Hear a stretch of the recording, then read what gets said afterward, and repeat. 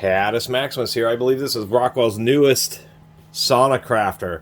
This is the RK683. So new it's not even on their website, although it's available online, around $100. This is their newest version, 4.5 amp with a woodcutting mode, which enables a 5-degree arc swing, which is really wide. Most oscillating tools are like 3.2 to 3.4 degrees.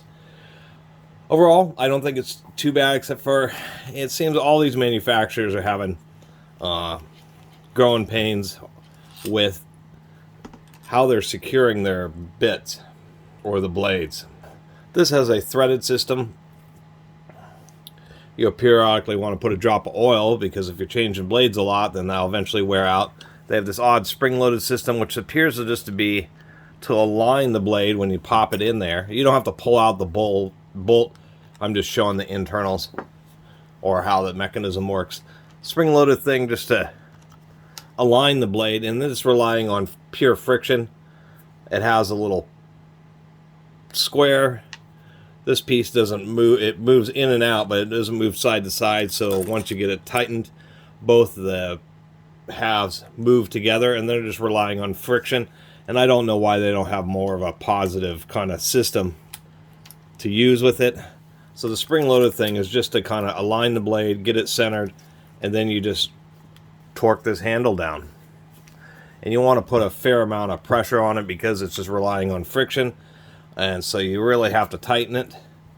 And overall, it seems okay. I just worry about it, once again, stripping out over time. They have another F80, and so this would be like the F80 Gen 2. Because it has the 4.5 amp motor. Rockwell's had another. This has their Duotech. They had an older model with a big slide switch, and they moved to this lever system. And this is what enables the various, or the two different arc lengths. I will mention that I had also read this on reviews, but I myself have accidentally bumped this while it was running, and it makes an absolute terrible sound. And really or realistically, nobody's going to run it. They have a metal mode to reduce the arc swing. I am not exactly sure why. Maybe to reduce heat a little bit or something like that. But it just means you wear away a smaller area of the blade. Pretty much everybody's never going to change the mode. They're going to leave it on the fastest wood. And that's presumably why they put a 4.5 amp motor, which is pretty powerful for an oscillating tool. So anyway, we'll start off with the metal mode.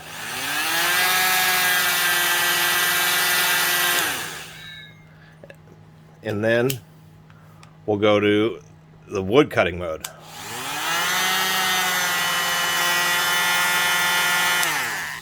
I have my thumb there just so you can have something of reference.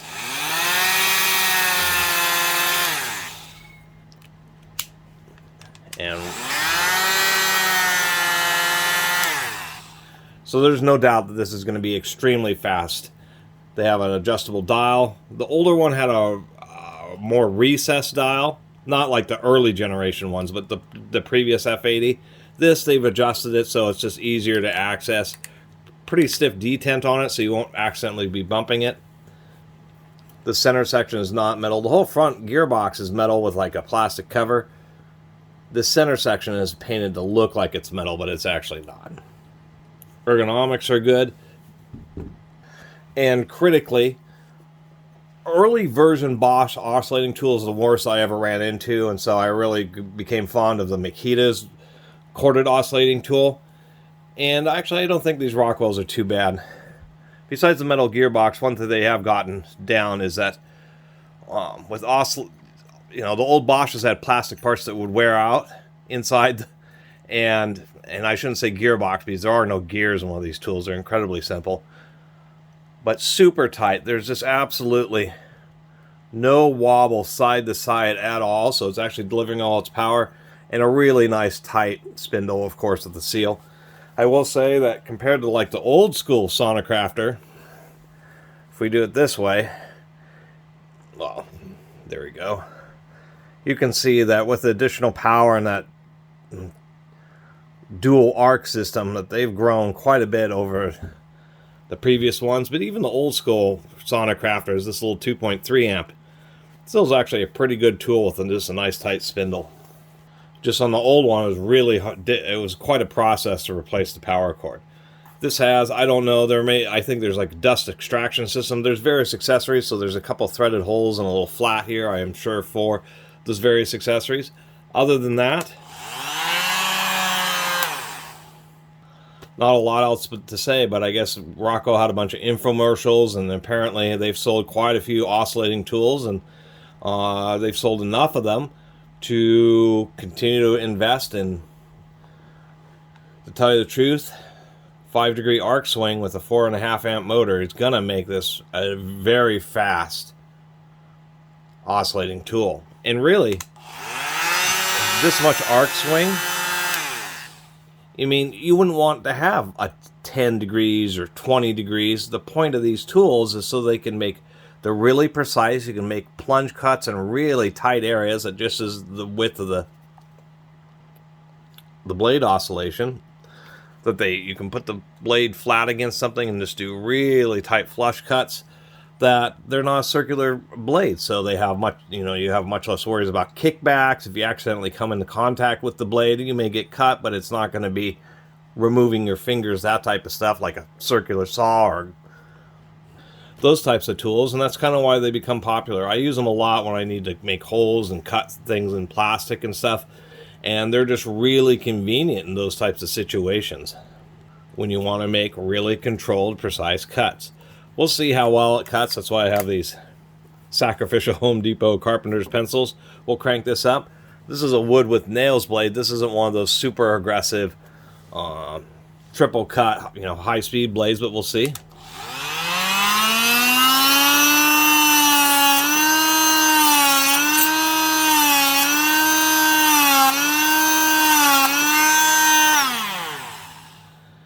Even with those tiny little teeth, I mean, this thing is, with just that 5 degrees of arc swing and 19,000 oscillations a minute, this thing cooks. I mean, it is as fast and as aggressive as any oscillating tool would really ever need to be. I know many times people have said that, those types of statements, as fast as it ever needs to be, but the nature of the tool is that you hit certain performance levels and it just does its job. And to tell you the truth, for the last turn this down again, but with that arc swing and a motor that's more than powerful enough to drive it,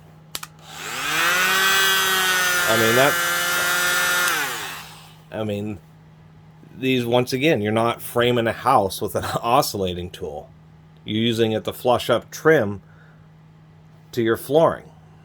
Install an electrical box where you can make nice clean corners, where you can plunge in and then do a second plunge where you have nice square corners. Really awkward and tight places. Things. See, this is the most annoying thing. You have to tighten this so much it gets difficult to adjust.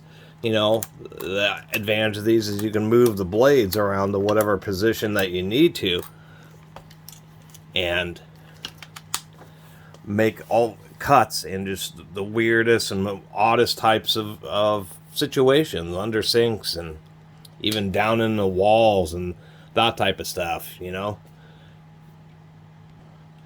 And I really, don't see what the point of either having a newer oscillating tool that might have, 50,000 oscillations a minute, and once again 10 degrees of arc swing just as actually starts harming the tool, to tell you the truth. And so it's really known as peak, and we're starting to reach peak oscillating tool. That's for sure. This thing cooks.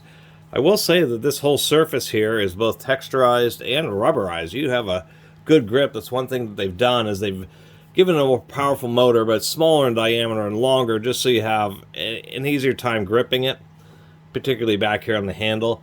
The worst part is the way this whole 2-speed system, I think it's pointless. I think it should just be 5 degrees all the time. Anyway, let's take a little look inside.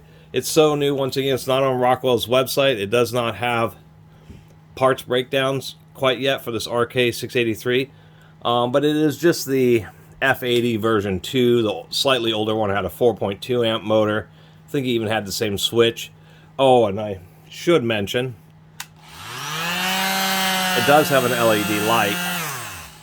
This has the world's worst LED. As we see, it's pitch black.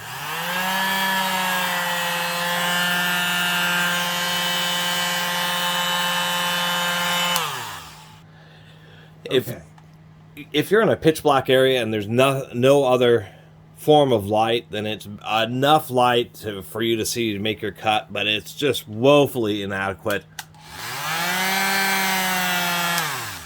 And I wish manufacturers, if they're going to put on an LED light, to make it bright. Really. It's always just sad to see, oh, it has an LED light, to realize that the only time it's going to make any difference is if for some reason you're using this tool in a pitch dark environment. Anyway, let's take a look inside. So taking a look inside, obviously it's going to be pretty easy to pull this out in case I need to replace these parts. I just don't know about this little fastener seems to be kind of captured in there. But we can see that it looks like it's screwed together, but you can't see any screw holes. First, you have to take apart these two case halves. They're cross screwed together here, and there's another screw holding it there. And then there's actually a subtle little notch, so it appears that when you have this in the wood mode, that then you can pull the case off. For reasons that are beyond me, this is a Phillips screw, but these two are Torx, and that just doesn't make any sense. Well, the good news is it's a heck of a lot easier to replace the power cord. Even though it's really short, they just have ring terminals that are just screwed down to these two input terminals to the speed control. That's a lot easier to deal with. Take a two conductors, the word I'm looking for, a 2-conductor wire, just cut and strip real short, and crimp on some ring terminals and put them on there. I like seeing that. That's a lot easier to deal with. This whole speed control, as you can see, is all glued up. It appears to be a constant, which means it detects motor load and maintains a constant speed. We can see that they are, since this other screw here, it can't thread in very far because of the motor. You would have actually thought they just used another plastic screw, but surprisingly enough, it's a machine thread screw and a brass insert, which is actually a nice little touch. Other things here, the brushes, they are auto stop. It has a clock spring, a wound clock spring that presses down on the brush, and you can see a little slot there in the brush guide. So when the spring hits that point, it can't push the brush anymore, and the tool stops working before the spring comes into contact with the motor, ruining it. High power delivery. The brushes actually have integrated wires, so that's also nice to see. It's a extremely compact, highly integrated design. We can see that even this plastic body for the speed control is fiberglass reinforced nylon, PA6 GF30. So overall, I mean, they shows that they've been building these tools for a while. What's even nicer, reduced vibrations, they have these little rubber feeties inside this part of the handle, so it keeps this from vibrating around. Nice little touch. So here's that housing off. I made that slip, but there's that little plastic insert so that it looks smooth once you put this half on. Of course, the detent is just under it, and I let it pop out. This little mode lever is mighty thin. That will easily break if it gets dropped, even though it's partially being supported by that plastic. Nonetheless, that is mighty thin. Pretty easy to replace. You just have a little screw, but nonetheless. Here's the little pathway for the wires to go up to the ultra weak LED. 3 little screws to hold the top part, which is, they just use this plastic, but they do use a snap ring to hold it together. This is the little wrench mechanism. A little spring, which I suppose is what's providing the tension on. Nope, there's a separate spring for this thing. So I don't know exactly what this spring is really for. Oh, it's to push this little nut down so that it stays in place. But at least it's relatively easy to replace the nut and the little fastener that it attaches to. We had a little washer, which I guess is just a guard. It's not a sealed ball bearing, but it is a ball bearing. Could certainly be upgraded to a sealed one.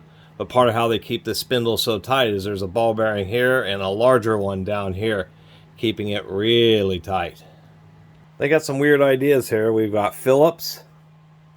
We've got a couple T10 Torx down here. Assume these were Torx. These are actually just hex. And maybe if I zoom in a whole bunch, you can just see those are graded 8.8. Little disappointing.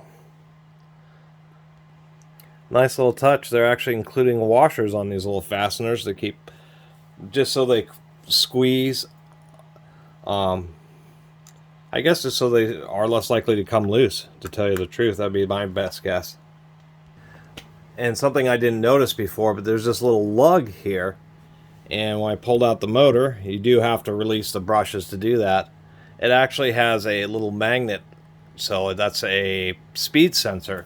So it is active speed monitoring and control. So even at low speeds, if you really press hard and it bogs down, it will see that it's slowing down and just start delivering more power. But instead of, a lot of times they just, those types of systems base it off electricity, I should say, electrically. They notice a voltage drop, and so they decrease in resistance, allowing the current to go through and for the voltage to go back up.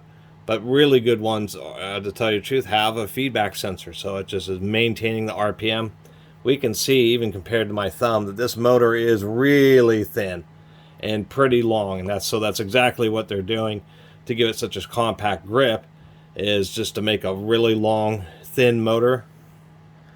It actually does have quite a bit of varnish there holding together the wires. Those are folded contacts, so that's not the end of the world. But I do like that there's a heavy amount of varnish. I do like that they have this little disc here, so what that's doing is helping prevent debris from interfering with the rear ball bearing. Well, apparently I actually didn't have to pull the motor. Many times you do. Like on that old Rockwell, the motor had these screws that was screwed into the gear case, and as a matter of fact, I think they're still using the same fan, because if we look, see that little notch in the fan? Well, on that early version of the Sonicrafter, you need that notch because that allowed you to line up and remove the screws so you could pull the motor out of the gearbox. This just happened to be stuck with a seal. I did want to mention that it does have a nose bearing, and that is indeed a little ball bearing in there. And so what we have here is we have this, what this is doing, and I can understand why it makes a terrible sound now, because when you're switching gears, it's you swinging the spar and it's rotating, these lugs, and you can see the lugs right there. So this would be low motion, and that would be high motion. And the swing arms, because it has lugs on each side. And so that's how those lugs are engaging two different bearings, and I suppose because of the loads and because of how far this sticks out is why they have an extra ball bearing just supporting the other end of the motor. So this motor has a bearing here, here, and a third one here, which is actually not bad. Plus these two ball bearings. It's an oscillating tool. Oh, and ball bearing here and a ball bearing on top. Oddly enough, this is an oscillating tool with 7 ball bearings in it. That's some complex engineering, I'll have to give them that. And so what we have here is we have 2 bearings that rotate with different diameter orbits. And if we look, what you can see is that the upper bearing, as you're looking at it, doesn't move back and forth, where the lower bearing you can see really is swinging around quite a bit more. So this lower bearing is what's providing the, and you notice that these particular bearings have a curved surface because of the way the fork is rocking back and forth as these bearings engage it. So the lower bearing you can see is what's doing the 5 degree, and the upper bearing is the 3.4 degree. So upon looking at it more closely, what you can see in there is, now maybe you can see a shiny patch there and there. So when you activate this switch, those lobes, see how they swing either to the forward position or to the backward position? That's what's happening, is we have two lobes, and they're either, since these bearings are the same diameter, and to make sure that this spindle stays really tight against the bearings, what it does is it has these lobes, and they either engage here, or you swing them and they're on this bearing, or you swing them and they engage this bearing, which also explains the horrible noise when you shift while it's running, because it's not aligned.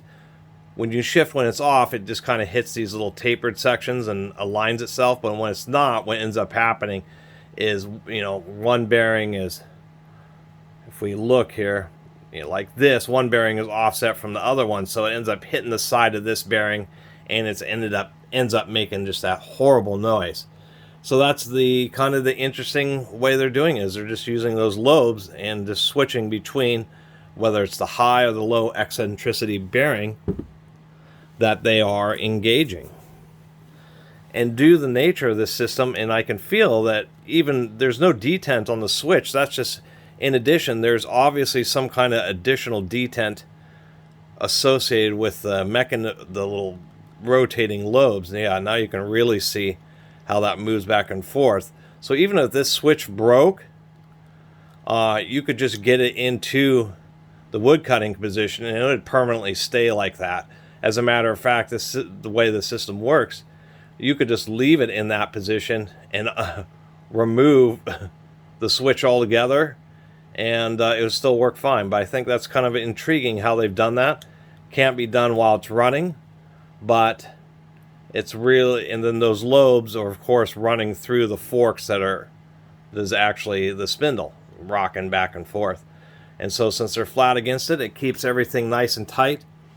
The way these lobes, once again, have a shiny surface, I suspect that's a little insert that's been pressed into the lobe that's hardened steel to prevent it from wearing and getting loose.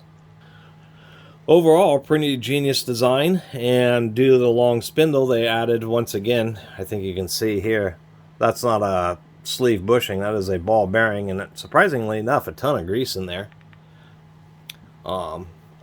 This is a surprisingly complex tool for just being an oscillating tool, just because it has this 2-speed action.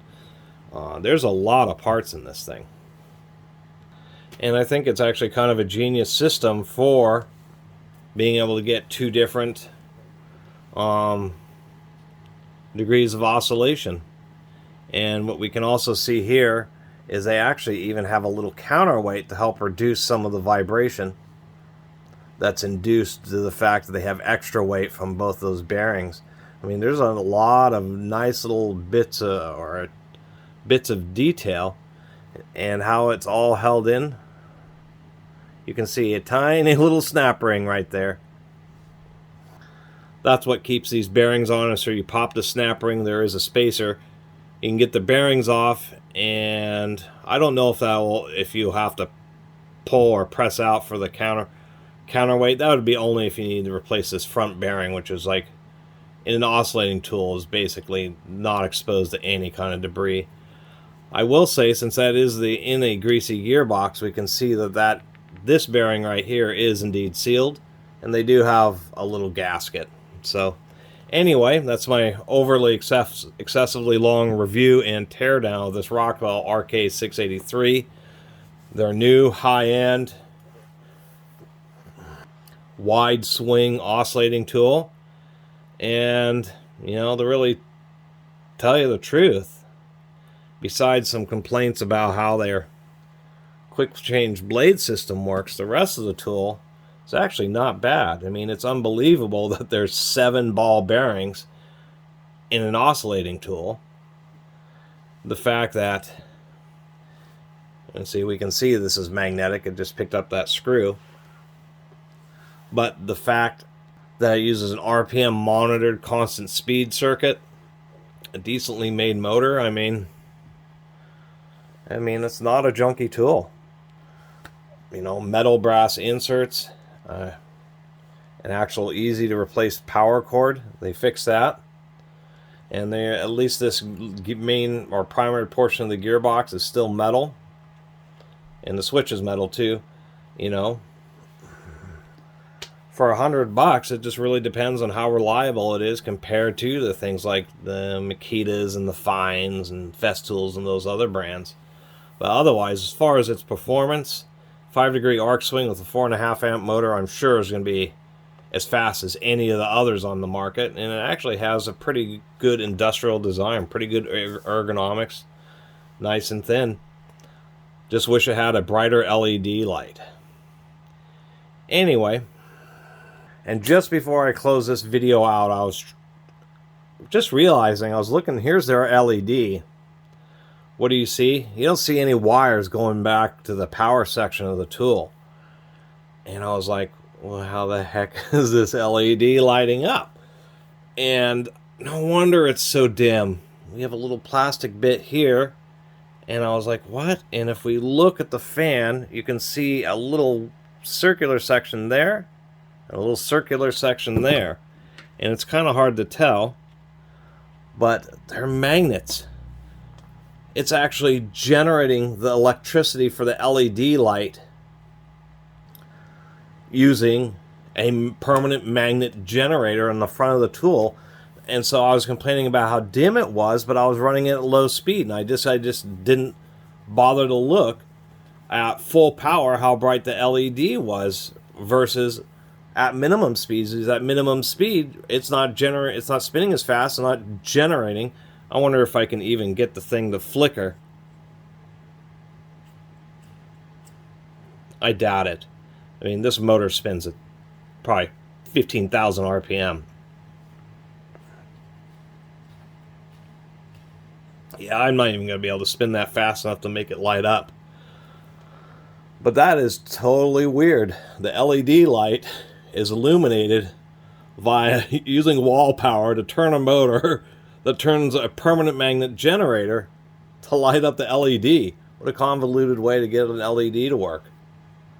Probably simpler than trying to figure out a way to run wires up through the tool. They could have easily run a couple little contacts up the side that just hit a couple places, since this is plastic anyway.